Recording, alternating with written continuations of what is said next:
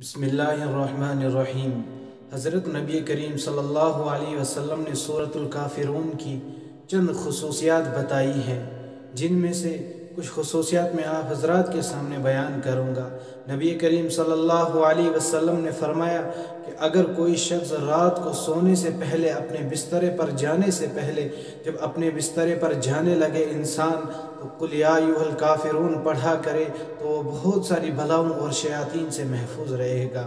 اور نبی کریم صلی اللہ علیہ وسلم نے آگے یہ بھی فرمایا کہ جب انسان بسترے پر جانے لگے تو اس وقت یہ 4 سورتیں پڑھ لیا کرے، قل یا ایھا الکافرون، قل هو اللہ احد، قل اعوذ برب الناس، قل اعوذ برب الفلق۔ یہ 4 سورتیں جب انسان پڑھ لے گا اور پڑھنے کے بعد اپنے ہاتھوں پر دم کر لے، پھر اپنے بدن پر اس کو مل لے، تو اللہ پاک اس کو تمام بلاؤں سے محفوظ رکھیں گے اور ان شیاطین سے محفوظ رکھیں گے۔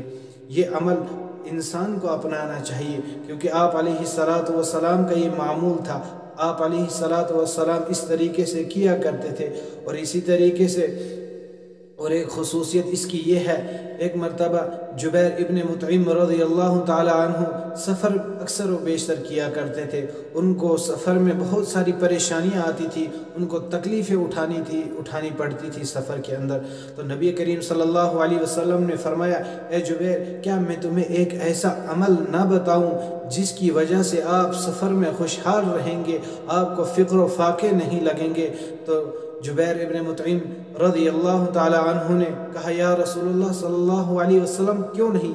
میں سفر اکثر و بیشتر کرتا رہتا ہوں اور مجھے سفر میں بہت سی پریشانیاں اٹھانی پڑتی ہیں۔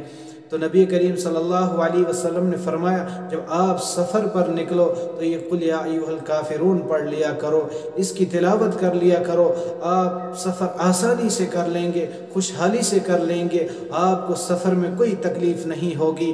تو جبیر ابن مطعم رضی اللہ تعالی عنہ کہتے ہیں کہ جب میں نے یہ سفر شروع کیا اور پھر میں یہ سورت اس عمل کو اپنانے لگا تو میں خوشحالی سے سفر گزار لیتا تھا، مجھے پتہ بھی نہیں چلتا تھا، میں فکر و فاقے میں رہتا تھا۔ اس سے پہلے جب سے میں نے یہ عمل اپنایا، سورۃ الکافرون پڑھنے لگا، تو میں اس کے بعد کبھی فکر و فاقے میں نہیں رہا۔ اور اسی طریقے سے نبی کریم صلی اللہ علیہ وسلم کا معمول تھا کہ فجر کی 2 سنتوں میں آپ علیہ السلام پہلی صورت میں سورۃ الکافرون اور دوسری صورت میں سورہ اخلاص یعنی قل هو اللہ احد پڑھا کرتے تھے۔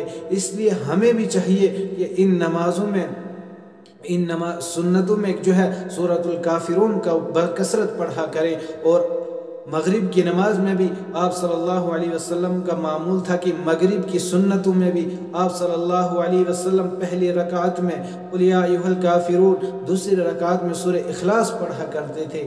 ان چیزوں کو اپنے عمل میں اپنا لینا چاہیے۔ ہاں، یہ ضروری نہیں ہے کہ انسان لازم اور ملزوم انہی 2 چیزوں کو پکڑ لے، انہی 2 صورتوں کو پکڑ لے، یہی پڑھنی ہے۔ کبھی کبھار دوسری صورتیں بھی پڑھ لینی چاہیے، لیکن آپ صلی اللہ علیہ وسلم کا اکثر و بیشتر معمول تھا، آپ صلی اللہ علیہ وسلم انہی 2 صورتوں کو پڑھا کرتے تھے۔